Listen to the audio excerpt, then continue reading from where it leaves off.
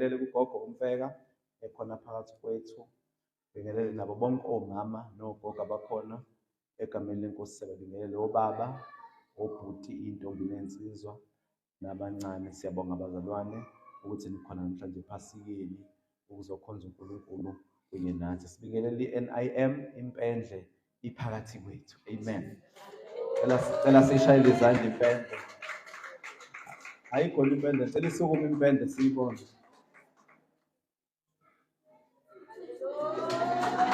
Hallelujah. Amen. Wathokoza umoya wami noma ngifuna ngibonile ukuthi uyathokoza ngoba ngibone le yahagi ingasapheli. Ukuthi ayiphela uthokozile. Amen. So siyabonga kakhulu ukubabona Amanda noLungo egameni lenkosi. Sibingelele kubona bonke nje abazalwane egameni lika Jesu. Cela wehlise inqubeko noma ngicela uyivale nje bese kuyimini uyivale nje straight. Ayikavaleki nazo. Ngizokutshela mase ngithi ivule. Sibingelele nabaqalayo kuba nathi siyabingelela. I believe ukuthi ubhuti uRhino impela amagama abantu angivomisile ukukhohlwa. So siyambingelela egameni lika Jesu. Sibonge bazalwane. Leli phasika i-theme yalo silithime ukuthi imfihlakalo yesiphambano. Zonke izinto ezikhulunywe la bezingesiphambano. Hallelujah. Ngoba ivangeli lakheke esiphambanweni. Ngaphandle kwesiphambano there is no gospel. Hallelujah. Ngizokhuluma nje kancane bese siyathandaza sihambe siyophumula abazalwane nakusasa siyabuya ekseni. Amen.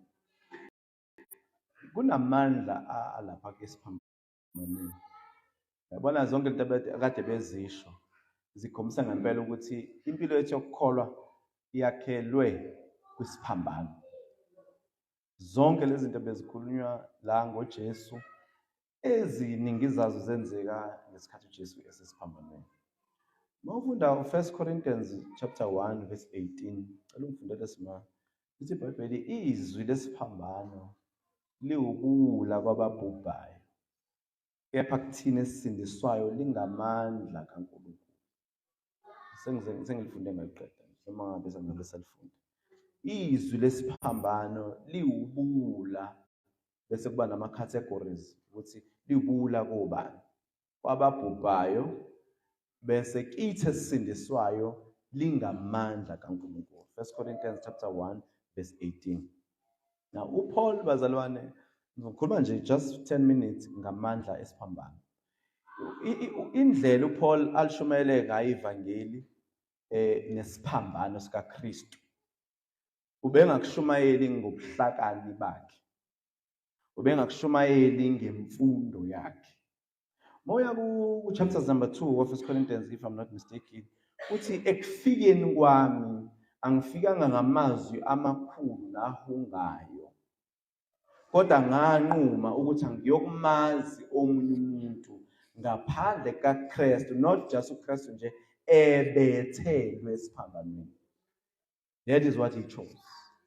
Now lana ke uthi kulabazalwane izwi lesiphambano.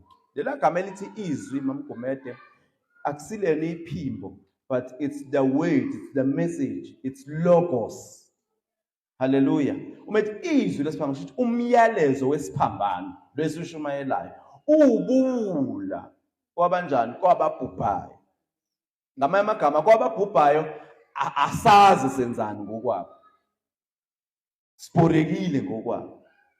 Bese ethi kodwa kithina ke esisindiswayo the very same message ingamandla kaNkulunkulu. Hallelujah. We understand ukuthi uPaul wayekade efundile kakhulu. Wayekade etrainwe ngaphansi kwesandla sikaGamaliel. uGamaliel was the Jewish teacher of law. Wayaziwa kakhulu. Owayefundisa ngomthetho. So uma uphekwe uGamaliel wawukade impela uqweqwe lwathisha uma mhlambe ngizosebenzisa ngelanguage yamanje womthetho. Kodwa sibona uPaul engameshumayela umyalezo kaJesu nesiphambano ethatha ukufunda kwakhe kubeka eceleni. Ngoba ufuna ukuthi ivangeli libe plain kulabo alikhuluma kubo. Umyalezo wesiphambano is plain, uclean. Awunazo zonke lezi zinto esesizi-eda. So uPaul decided to put his education aside. Wayesencika kwi-wisdom kaNkulunkulu. Hallelujah. He preached plain message yesiphambano. So uthi ke la uma lesifunda khona uthi kuma Greek nalaba ababhubhayo uthi liwubula izwi lesiphambano lele sekukhulunywe ngalo yonke lento uSima akade ekhuluma ngayo, yonke lento umfundisi uNtanda akade ekhuluma ngayo, yonke lento uma Funeka ekhulume ngayo izolo nomkhonzi, yonke leyo nto lithi iBhayibheli kwababhubhayo uyibula ngoba bayikholwa. So nalana ke uPaul mayibhala ebhala equota the Greeks nalaba ababekade bebhubha uthi kubo liwubula. Why esho kanjalo? Ingoba kubula kubona ukuthi umuntu nje angakwazi ukunikeza ukuphila abanye abantu ngokufa kwakhe. That is foolish. Ukuthi ngokufa kwakhe ungakhona abathola ukuphila. Leyo nto ibula kwababhubhayo. And number 2, onkulunkulu babo babekade bencintisana nabantu. Onkulunkulu laba bebekhonza amaGreek babencintisana nabantu. So babesebenzisa amandla abo onkulunkulu ukunqoba abantu. So manje they are confused ukuthi how can this be God? Unkulunkulu kanjani lo? Bese ethi ngokufa kwakhe ufela abantu futhi uNkulunkulu futhi uyafa. So leyo nto iwubula kulabo ababhubhayo. Hallelujah.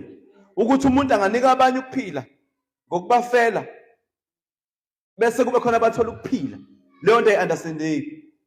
So bese ethi ke kodwa ke kuyona leyo message kune crowd ewu2.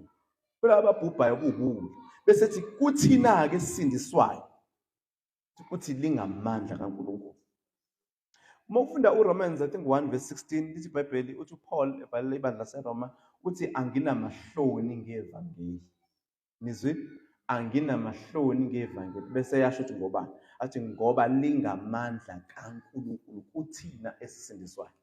Anginamahloni ngevangeli. Ngamanye amagama amandla esiphambano anginamahloni ngawo ngoba kuphila kumina kuyinsindiso kumina. Mawufunda futhi iBhayibheli kwindawo lizothi bonke abamamukelayo wabanika amandla ukuthi bathiwe bangabantwana bakaNkulunkulu. So umyalezo wesiphambano uveza uJesu ehlenga ihlabathi ngokufa kwakhe. I-message nje of the cross ile eplain ethi uJesu wabafela bonke ukuze abaphilayo bangabesayiphilela bona. Wabafela ngani? Ngesiphambano. Hallelujah. So uKristu uyi-message of the cross. Hallelujah. So isiphambano ke sinamandla ngobani? Ngizosho lama point nje awu5 bese siyathandaza. Sinamandla ngobani isiphambano? Number 1, siyinjini yevangeli nomyalezo wezwi isiphambano. Indaba yeBhayibheli ayiphelele uma ingafinyelelanga isiphambanweni. Ngizwile bazalwane?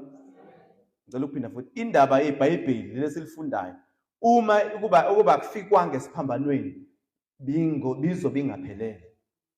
Into eyenza ukuthi iphelele iBhayibheli ingoba kunesiphambano phakathi. So uma ususa isiphambano there is no Bible. Uma ususa isiphambano there is no gospel. Uma ususa isiphambano there is no message. Uma ususa isiphambano ku-equation yokukholwa kwethu ayikho into esiyenzayo sisesezonweni. Hallelujah. So ngaphandle kwesiphambano asikho isixazululo sesono. Isiphambano salethe isixazululo sesono. Kusho ukuthi uma isiphambano sisusa ukufa kaJesu sikususa asindisiwe thina. Singabaqamba imanga. Esiphambanweni kwaqalwa phansi humanity because uAdam uqala ushilo wayese corrupt ngesono. So isiphambano bazalwana ukubaleka kwaso kwenza uNkulunkulu waqala phansi abantu. Hallelujah. Waba connected to the cross. So ukuphila nokuhlakanipha nobuhlakani kusesiphambanweni. Praise God. So ngaphandle kokufa kaJesu aphinda avuke there is no gospel. Njengoba ngisho ukuthi sisesezonweni. Praise God. So ingakho ngithi ke mamuvuyo isiphambano siyinjini yomyalezo nevangeli. Siyinjini. Wakuyibona imoto engenayo injini noma kuthiwa inhle kanjani, ngeke ize ihambe, ngeke izenze lutho. Futhi kuyenzeka uthola ukuthi injini yemoto i-strong, inamandla, kodwa uthola ukuthi ibhodi yayo imoto igugile. Uzosaba ukuyigibela ukuthi hayi le moto ngeke ifike la ifanele ngiye khona. Kanti inawo amandla ngempela ngenxa yokuthi injini iyaphila. Imoto akusiyona ibhodi, injini. Ngiyangizwela bazalwane? Ngoba zonke izinto ziconnecta enjinini. Injini ibamba amandla adingwa imoto ukuthi isebenze kahle. Kanjalo ke nesiphambano. Once wasusa isiphambano, there is no gospel. Khona isikole kade ngifunda ngaso izolo, angisazi noma sibiza esase-England kodwa. Bakhipha isiphambano kwi-emblem yelogo yabo esesikoleni. Ngoba besaba ukuthi kuzo-offendeka umphakathi wama-Muslim. Umphakathi wama-Muslim awushilo lutho. Kodwa ilaba babazalwane ba-replace i-cross, bayi-replace ngeyihlahla. Yabo? Ngenxa yokuthi banamahloni ukuthi bezo-offend. Isiphambano siya-offenda. Siya-offenda. Ingakho ethu Paul siyobukula kwababhubhayo ngoba ba-understand. Futhi ingakho bethu uJesu akavukanga ngoba they don't respect the cross. Hallelujah. So that is the first point ukuthi isiphambano siyinjini yevangeli nomyalezo lwesishumayelayo. Okwesibili, isiphambano sinqoba isono. Ngikhuluma ngamandla esiphambano. Sinqoba isono nokufa. Isiphambano. Umsebenzi waso ukunqoba isono nokufa. Sisusa sicishe icala esasinalo. Ngesikhathi uJesu esiphambanweni kwakucishwa icala. Incwadi le kade simangalela yeyicala. Lithi iBhayibheli yabethelwa kanye naye esiphambanweni. Cela ufunde kuColossians 1, Colossians 2 verse 14. Uyazi ukuthi wena uhamba unencwadi yecala ekuaccusayo ukuthi wenze u1 no2 no3 ungakabukhona. Ngezinto owusazozenza mawuzalwa. Kodwa ke ngenxa yesiphambano, amandla esiphambano sanqoba isono nokufa. Colossians 2 verse 14. Esehlangula incwadi yamacala verse 14. Esehlangule incwadi yecala lethu emelana nathi ngemiyalo yayo wayesusa ngokuyibethela esiphambanweni. Uyazi ukuthi kwenzekani ngencwadi eyayikade imelana nawe ukuthi noma ungahlabelela kanjani noma ungaphila kanjani kodwa wena wenza u1 no2 no3. Lithi ngeBhayibheli leyo ncwadi yabethelwa kuphi? So isiphambano uyabona ukuthi sinamandla okunqoba isono nokufa. Hallelujah. Ngicela ufunde ku1 Peter 2 verse 24. 1 Peter 2 verse 24. Uzobona ukuthi esiphambanweni wathatha izono zakho ngomzimba wakhe emthini wehlazo. Wathatha izono wawukade unazo. Isiphambano uma ubona ngisho lesi mina osibhala lapha ekhaya eminyango, ngisho lesi sikaJesu sasisale ngakuso. Leso siphambano lesona sisusa izono. Angisho lesi esisentabeni uyasazi uAmanda noLungo khona silapha entabeni uma beya kusona bafike baguqe bese bayasiqabula. Bese ke bakholwa ukuthi ke hayi ke sebethinte izulu. No, angisho leso. Ngisho lesi uJesu alenga kuso. Isona ke sikwazi ukususa isono. Hayi esinye esinoJesu isona esisusa izono.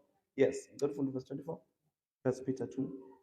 Yena owathwala izono zethu emzimbeni wakhe emthini ukuze kuthi sesifile ezonweni siphile kulungile. Ngicela uvuse umqhubeko. Wathwala izono zethu emzimbeni. Sebekushilo konke lokho. Emthini, umuthi kukhulunywa ngesiphambano, emthini wehlazo. So that is my number 2. My number 3, kuma amandla esiphambano. Isiphambano kwakuyindawo yethu. Kwakufanele kube yithi esisiphambanweni. Kusho kwenzeka i-exchange gogo esiphambanweni. Kwaya ongonanga kwasala boningi. Kwakumele kuye thina kodwa uJesu waya endaweni yethu. Lithi iBhayibheli waba yiwundlu elisusa izono zethu. Ngoba umsebenzi wewundlu kwiTestament elidala, nikhona bazalwane? KwiTestament elidala bekuhlatshwa iwundlu Ngesikhathi libulawa iwundlu, ushilo umpristi mayengena endaweni engcwele ubengena ngegazi. Sayida lembuzi noma lenkomo engenela abantu. So ngamanye amagama uma kubulawa isilwane kwangazathi kufa umnikazi wesilwane. Uma umnikazi wesilwane ekade ebulele, ngesikhathi eseza nesilwane sakhe esinikeza umpristi, kuthathwa igazi laso engene nalo ngumcengezi umpristi endaweni engcwele, kwangazathi kungena lo obulalile. So ngamanye amagama uNkulunkulu wayemxolela lo bulele ngoba sewukhona umhlatshelo wegazi. Wengasaboni igazi lembuzi, wayebona igazi lalo obulele. Ikhona bazalwane? So ngamanye amagama ke kwakufanele ingene thina esiphambanweni ngoba ithina esasonile, hayi uJesu. So uJesu ke waba yiwundlu elisusa izono zethu, wa-replace lembuzi ebebengena ngayo. Hallelujah. So he became the lamb that take away the sins or the sin of the world. That is John 1 verses number 29. Hallelujah. Uma efika lapha esiphambanweni waphenduka isiqalekiso ngathi. Angithi niyakhumbula ukuthi lithe iBhayibheli uqalekisiwe njani? Olengemthini. Nikhona bazalwane? Isiphambano bekwindawo yabantu abaqalekisiwe because bebonile. So uJesu ngesikhathi elenge esiphambanweni waphenduka isiqalekiso ngathi. Ucabanga ukuthi uNkulunkulu wemshiyelani kanti? Funda uGalatians 3 verse 13. Wemshiyelani uNkulunkulu kanti? Because wayesebona isono isiqalekiso phambi kaNkulunkulu. Hallelujah. So waphenduka into angeyona ngenxa yethu, waba isiqalekiso phambi kaNkulunkulu ngobani? Ngathi. Verse 13, Galatians 3. Sengiyavana. uKristu wasihlenga esiqalekisweni somthetho. Ebenziwe isiqalekiso ngenxa yethu. Wenziwa ini? Isiqalekiso. Ngenxa yobani? Yethu. Number 4. Isiphambano siletha ukuthula. Siletha ubunye.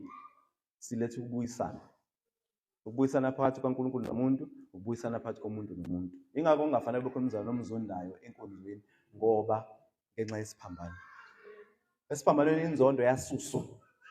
Esiphambanweni ukuhleba kwasuswa. So isiphambano siyasiconnecta, siyasihlanganisa, sisenza sibe gazi linye ngoJesu. Hallelujah. uNkulunkulu isiphambano sabuyisa ihlabathi noBaba. Abantu bahlanganiswa isiphambano ngegazi likaJesu. Ingakho bazalwane kumele sibe into yinye. Singacwasani, ingakhona into yokucwasana ngoba sihlanganiswe, sicwasane isikholo ngoba sihlanganiswe igazi likaJesu. Njengoba sazana nje la sihlanganiswe igazi likaJesu, sihlanganiswe isiphambano. Ukube awusindisiwe entanda ngaba ngikwazi. Ukuba usindisiwe zama ngaba ngikwazi. Sihlanganiswe isiphambano. Sihlanganiswe igazi likaJesu. So isiphambano siletha ubunye. Isiphambano siletha ukuthula. Ingakho ungafanele kube umuntu oxokozelayo ngoba usuhlangene nesiphambano. Iba nokuthula ngoba umuntu owazana nesiphambano. Isiphambano siletha ukubuyisana. Makuthiwa umuntu kumzonda kanjani ngenxa nje isiphambano. Nangenxa yokuthi uJesu ayenze esiphambanweni kufanele kube khona ukubuyisana. Hallelujah. Ngicela ufunde Colossians 1 verse 20. Colossians 1 verse 20. Isiphambano siletha ukuthula. Siletha ubunye, siletha ukubuyisana. I-reconciliation ilethwa isiphambano. Siyakubingelela babugumede egameni lenkosi. Hallelujah. Ngicela ufunde verse 20.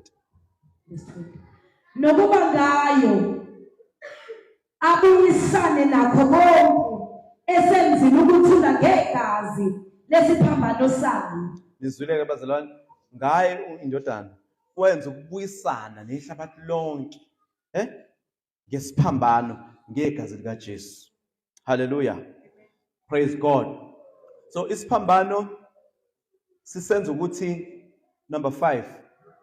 Sisenza ukuthi isiphambano sasiyindawo yokulwa uJesu. Okwi-battlefield leya. Wesempini uJesu lapha lesitha. Hallelujah. Ngesikhathi eseGetsemane wake wakhulekela ukuthi sidlule lesitsha. Kodwa hayi ngentando yakhe, ngentando kaNkulunkulu. Kwasho ukuthi ayikho enye indlela ngaphandle kokuthi kube isiphambano. Mhlawumbe umthandazo wakho usuthi Nkosi ayikho nenye indlela ongenza ngayo. Kwasho ukuthi there is no other option. Only the cross. Kwakumele kube isona isiphambano. Hallelujah. Praise God. So isiphambano ke ngisho ngathi siyabakhuba abantu. Siyabakhuba abantu. Khona aba-offendekayo ngenxa yesiphambano. Praise God. Hallelujah. Bese bazalwane okugcina engifuna ukuthi mhlawumbe siphumela sikwazi ukuthi they are enemies of the cross. Kunezitha zesiphambano. Nikhona bazalwane? And izitha zesiphambano bathina sisithanda kanje isiphambano, bathi indaba yethu bazalwane ngesiphambano iphele ekuvukeni kaJesu. Because uJesu wavuka. Kodwa isiphambano sinomsebenzi omkhulu esawenza. Ingakho ngithi ngaphandle kwesiphambano awukho umyalezo wokukholwa. Uthi uPaul uma ukuthi uJesu akavukanga futhi sisesezonweni zethu nokukholwa kwenu kuyize. Now they are enemies of the cross. Ngifuna ukuvala ngaleyo bazalwane. They are enemies of the cross. Philippians 3 verse 18. They are enemies of the cross. uPaul akhuluma ngawo ewonisha abazalwane basePhilippi ngezitha zesiphambano. Ukulwela ukuthi ungabi izitha zesiphambano. Ngoba isitha zesiphambano akubona abahedeni kuphela. Bakhona nasendlini yenkosi abayizitha zesiphambano. I will read to you ama characters ezitha zesiphambano ukuthi nibabona ngani abantu abayizitha zesiphambano. In the house of God or in the kingdom of God. So look for verse 18. This is siyathandaza. Philippians 3. Verse 18. Ngokuba abaningi enganithela kaningi ngabo namanje nginithela nangezinyembezi bahamba beyizitha zesiphambano sikaKristu. I warned you before. Ngike nganitshela phambilini ngabo. Ngiyaphinda manje ngiyanitshela manje senginitshela sengikuma emotions. I'm weeping. Uthi ngiyakhala njengamanje ngoba ngibuka labantu engimxwayisa ngabo ukuthi bayizitha zesiphambano. There are people who are enemies of the cross. Hallelujah. Lithi iBhayibheli niyakubazi ngezithelo zabo. Uma singekho isithelo kusho that person is an enemy of the cross. Hallelujah. So kunezinto ke uPaul ayezibona kulabantu abayizitha zesiphambano. And isikhathi esiningi they call the name of Christ, yet they are enemies of the cross. Be careful of them. Be careful of them. Asibuke lama characters abo ukuthi nibabona ngani. Kukhona lapha ku verses number 19. La kade funda khona ngeza sanyana ku verse 19. Number 1, umuntu oyisitha sesiphambano umbona ngani? Umbona ngokuthi uNkulunkulu wakhe isisu. Ngicela ufunda verse 18. Verse 19, sorry. Abakuphela kwabo kungubunjiswa. Okay, mhlawumbe sikala ke no 18 khona sizoyizwa kahle ukuthi iyalink. Ngokuba abaningi enganithela kaningi ngabo namanje nginithela nangezinyembezi bahamba beyizitha zesiphambano sikaKristu. Abakuphela kwabo kungubunjiswa. AbaNkulunkulu wabo isisu. Okay, usiyabala ama characters zabo ukuthi nizobabona ngani. Okay, uqale ngale engizogcina ngayo ukuthi kuphela kwabo ukubhujiswa. But number 2 ukuthi abankulunkulu wabo yini isisu. Those people, they are enemies of the cross. Once weza umuntu eshumayela ukuthi anikelelwe loyo muntu uyisitha sesiphambano. Once wa prioritize ezinye izinto ngaphandle kaNkulunkulu, wa prioritize indingo zakho, you are an enemy of the cross. So uthi uPaul nizobabona kanjalo ngokuthi ke izisu zabo yizona ezifika kuqala more than before God. They are enemies of the cross. Hayi. Iminikelo yethu iyapi? Yazi nje uba nginikelanga ngabe ngizokwenza 1 no 2 noma anginikeli ngenxa ya 1 no 2 no 3. Angikwazi ukwenza 1 no 2 endlini kaNkulunkulu because of izidingo zami. Bazana nisisu cannot be only ukudla kuphela. Kungaba izidingo nezinto efanele ngiyikhokhele. Isisu leso ngoba fanele ku-maintain mina. Now uPaul ukuthi abanjalo bayizitha zesiphambano. Hallelujah.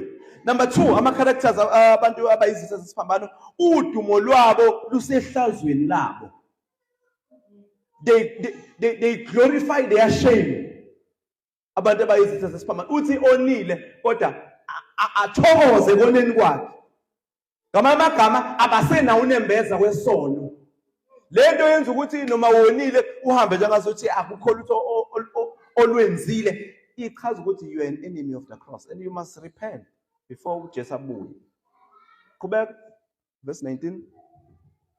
Nodumo lwabo lusehlazweni labo. Udumo lwabo lusehlazweni labo i-character yabo yesibili. Ngamanye amagama izinto ezimbi abazenzayo kufanele kube bayasaba ngazo ngoba ziyaphoxa kodwa bayajabula kuzona. Enemies of the cross. Okwesithathu banaka izinto zezwe. Qhubeka ufunde lo. Abangabanaka okomhlaba. That is ubabona ngaleyo nto yesithathu ukuthi i-priority yabo kakhulu ayikho la endlini kaNkulunkulu. Izinto abaqala ngazo kakhulu nabazinaka kakhulu izinto zezwe more than the message of the cross. Hallelujah. So, bazalwane, we must not be enemies of the cross. We have to be by enemy of the cross. Ungazi to be enemy of the cross. When I was to umzalwane nje. Kanti izinto zenza uma ethi banaka izinto zezwe. Shuthi benza okuphambene nesiphambano. Banaka inhliziyo zabo zinamathele entweni zezwe. Bayazithanda lezi zinto, bayazethemba. Enemies of the cross. Hallelujah. Okugcina ke uqale ngako utheba isiphetho sabo ukulahla. Futhi siyobabona ngaloko. Okay, Moses ungasamfici lapha ezulwini ngisobona wayisitha sesiphambano. Hayi bazalwane, God forbid ingabukhona la endlini oba isitha sesiphambano size simangala usha uphi. Kushuthi wayisitha sesiphambano ngoba lithi iBhayibheli ama-characters, one of the characters isiphetho sabo kulahlwa. Hallelujah. There is a cross. uJesu bazalwane, this cross ayekade esithwele kwakuyisiphambano sehlabathi lonke. But there is another cross that is a personal cross that you must carry. Mofunda uLuka, I think chapter 23 singawuvuli. uLuka chapters number 23. Sorry, verse 23 chapter 9. Uthi uJesu ofuna ukuza emva kwami, number 1, makazidele bese athabathe esakhe isiphambano songadlala bese eyangilandela. Haleluya. Ngamanye amagama kunezethu nathi iphambano efanele siyithwale. Isiphambano sesifundile sathi isayini yoyehlazo. Isiphambano sisho ukufa. Isiphambano sisho inhlupheko. Isiphambano sisho ukweswela. Isiphambano sisho yonke into ongayicabanga engekho mnandi. uJesu adlula kuyo le kade beyibala. Kodwa nathi bazalwane kunesethi isiphambano efanele sisithwale. Uthi uJesu ofuna ukuba umfundi wami makazidele, number 1, bese athabathe esakhe isiphambano. Ngamanye amagama athathe ihlazo alithwale lokuthi umntwana kaNkulunkulu, athathe ukuhlupheka kwakhe, athathe izinto ezingahambi kahle empilweni yakhe azithwale bese ayangilandela. Athabathe ukungafundwa, athabathe ukuzondwa, ngokwenza lokho uthwele isiphambano sakhe. Ngamanye amagama njengoba sina kunempilo ekufanele siyiphile, impilo yokuthwala isiphambano. And one of the things eyenzeka impilo yesiphambano ukuthi siyithwala daily. Uthi uJesu angilandele nje athabathe isiphambano sakhe every day. Evuka ekuseni, you are carrying your cross. Izinto zingakuhambeli kahle, you are carrying your cross. Bekuhleba, you are carrying your cross. Bebazalwana ke sithwaleze isiphambano. uJesu akwazi ukuthwaleza isiphambano. Shone na ukunikezile amandla ukuthi uthwale esakho. There is a cross you must carry. Kunesiphambano ofanele uhambe naso. Kunesiphambano sokuhleba nesokuthukwa abantu. Kunesiphambano sokubukelwa phansi. But carry that cross with pride. Carry that cross with confidence, knowing that your master naye wasithwala esakhe isiphambano. Uthi uJesu ofuna ukuza emva kwami, number 1, akazidele. Kusho ukuthi khona izinto afanele ayiyeke. khona izinto efanele angaphili ngazo, khona izinto efanele angahambi, khona indlela afanele angahambi ngazo. Uthi bese athabathe sakhe isiphambano bese yalandela. You don't carry your cross and sit at home. You don't carry your cross and live anyhow. But you carry your cross and follow Jesus. It means that this phambano singakusini is because you are carrying your cross and you are following Christ. Bazalwane asithwali iphambano bese sishone kwidirection yethu. Isiphambano sinamandla, there is power in the cross. Kulesi sikaJesu sathola amandla, sathola amandla okubekezelela abantu abangasifuni. Kulesi sikaJesu sathola amandla okubekezelela izimo ezingavumelani nathi. Kulesi sikaJesu sathola amandla okulunga isibona simile nje is because of the cross. But there is another cross that I must carry. Let's accuse some movies. Let's accuse some Funeka. Let's accuse some Funeka. Let's sing a song. Sabe kill emsebenzini, sabe biza amagama, sabe ngabusule, befuna bonke kunawe. Namphetha kusithwala isiphambano, kuba ngathi uyona, kuba ngathi ufaka. Ithi Bible ngiyethula nina ngiyabuyela. Ezinye izimpi awuziwini ngamazwi amakho, kodwa ezinye izimpi uziwina ngokuthula.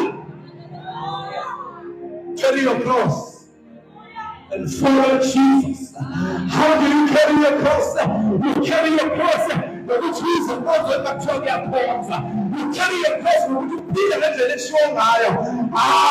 You call us a bold you must carry your cross. Continue.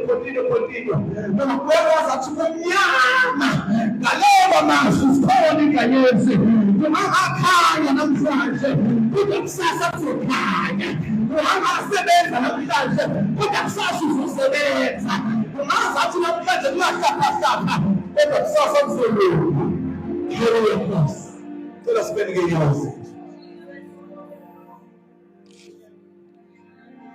must carry your cross every day. Thwala isiphambano sokungafuna.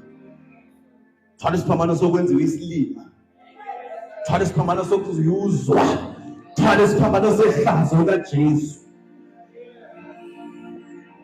Fala mehlethu sina sonke. Kena mandura bashiante kasoya dahai. Ketila bahaya bakosha. Can you pray? Can you pray for 1 minute? Shataka sayara bahaya. Ketaposiata katoya de handelebosiata. Koyalaya. Lord, we are willing to carry your cross. Lord, we are willing. Konazea de basu katoya tabaseaha. Come on, somebody. Open your mouth. Open your mouth. Open your mouth. Open your mouth. Siyabonga uNkulunkulu wethu ongcwele. Amandla siphambana. Ethi iBhayibheli liyosi ukuwula kwababhubhayo. But to us, it is dunamis. It is the power that raised Christ. It is the power that raised Christ. It is the power that raised Christ. Oh, man, this power, the power of the cross, the power of the cross. This power is not man. It's not man.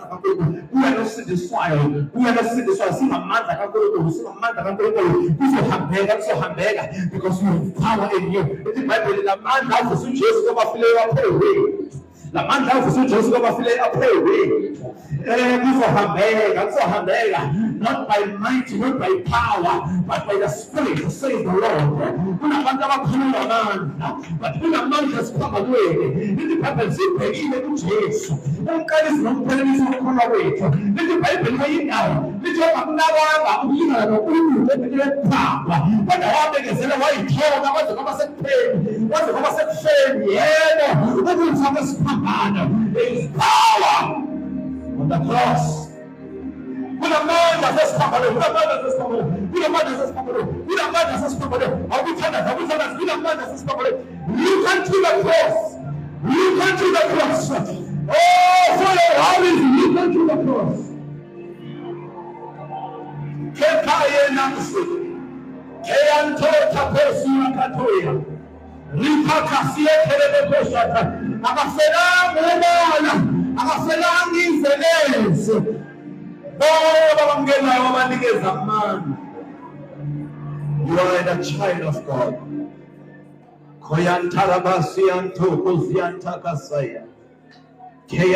Phambi khona la uthi mfundisi ngiyawadinga la mandla kichimuze ngaphambili ngiyawadinga la mandla ngiyawadinga la mandla uqhubeke endleleni ngiyawadinga la mandla akhona amandla esiphambana akhona amandla esiphambana kichimuze ngaphambili phambi izandla zakho ekhasheyane esandleni kothaya labahaye koyandela zoyatheba khasiya ngiyawadinga lawa mandla ngiyawadinga la mandla ngiyawadinga la mandla lamandla azogcina lamandla azokuthwala lamandla azohamba nawe ela atokasoya lebahan akhona amandla receive the power of the cross keta teposia kate eya hambela bahayele bekosa receive the power receive it koya tebaka amandla uhamba endleleni amandla uhamba endleleni eya labahayele kosiata keya tapa pray for the power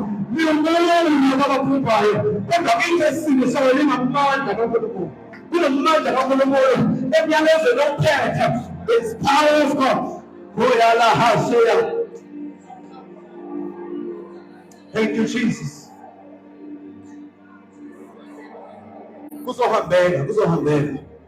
Kuzohambeka akhona amandla.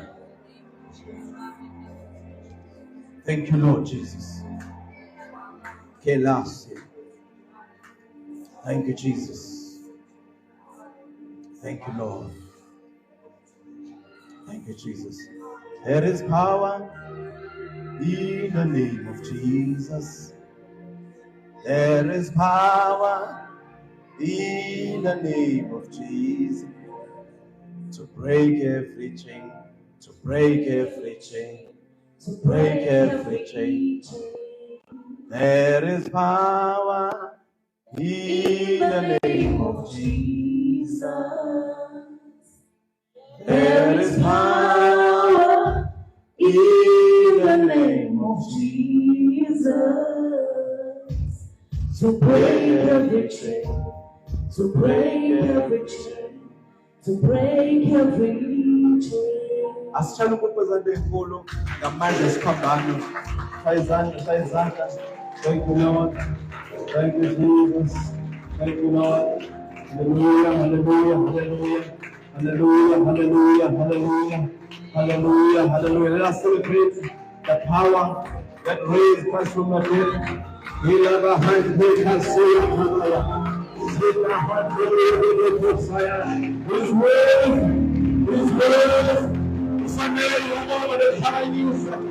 thank you, Jesus. Hallelujah. Hallelujah. Thank you, Lord.